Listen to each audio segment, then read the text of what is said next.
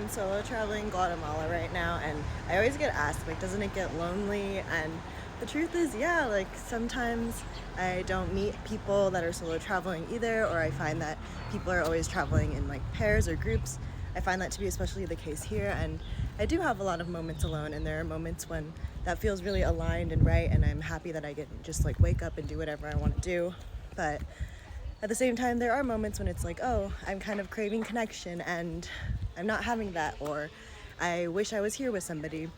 And I think that a lot of my growth journey has looked like being able to hold space for myself when I do feel lonely and not feeling guilty for having those feelings come up, because a lot of times the feelings that come up are not things that we can control, but there are moments when we can come back to ourselves and think like, oh, hey, I notice I'm feeling kind of lonely.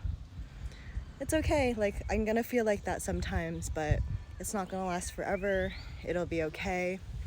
And I think that in the past, on my healing journey, I would feel guilty sometimes for having those kinds of emotions of like negative emotions like jealousy or guilt or shame or whatever it is. And I think that a lot of accepting yourself is also accepting the emotions that come up, like acknowledging like, hey, yeah, today I am feeling a little lonely, and that's okay that I'm feeling that. It's okay to feel that sometimes. Like, we're human, we'll feel the full spectrum of emotions, and not everything is rainbows and butterflies, especially as you are growing and learning to hold space for yourself the way that a lot of us have never learned. And I think that it's special when you can recognize, like, this is uncomfortable, like, I wish someone else was here with me right now, but I will be okay, and every feeling that comes up will pass. And even if it's uncomfortable, even if it doesn't feel good, like, knowing like I will be okay and get through it is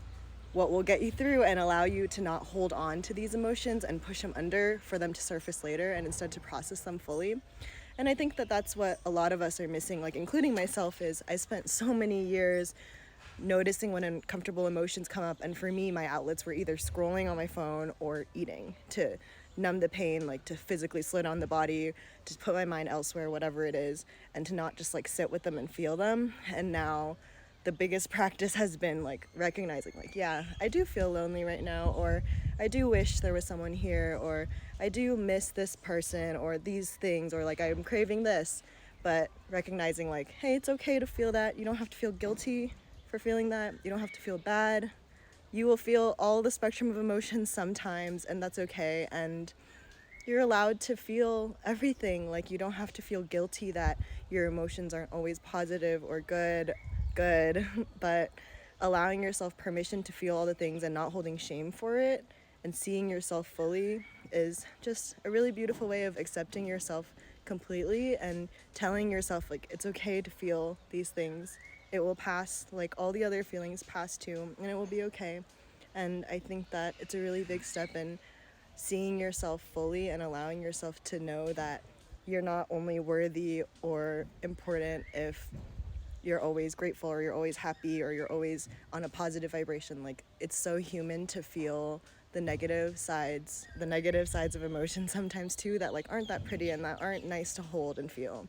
And I think that we forget that. Like, yes, I'm really grateful to be on this solo trip to connect back to myself and spend time with myself, but at the same time, I'll feel the other spectrum of emotions, and that's okay too.